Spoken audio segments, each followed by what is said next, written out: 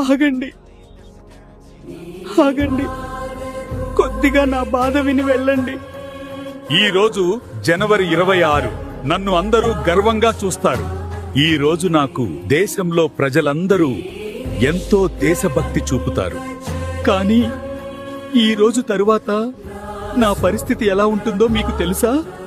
నన్ను మీ అవసరాలు తీరాక రోడ్డు పక్కన చెత్త కుండిలో పడేయడం మీకు ఎంతవరకు సరైనదిగా అనిపిస్తుంది? నేను మన దేశం యొక్క గుర్తింపును దయచేసి నన్ను ఇలా అవహేళన చేయకండి. ఆగండి, ఆగండి, కొద్దిగా నా బాధ విని వెళ్ళండి. ఈ రోజు జనవరి 26. నన్ను అందరూ గర్వంగా చూస్తారు.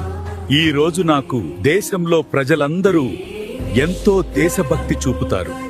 కానీ ఈ రోజు తరువాత నా పరిస్థితి ఎలా ఉంటుందో మీకు తెలుసా?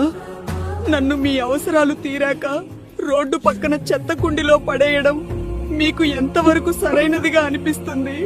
నేను మన దేశం యొక్క గుర్తింపును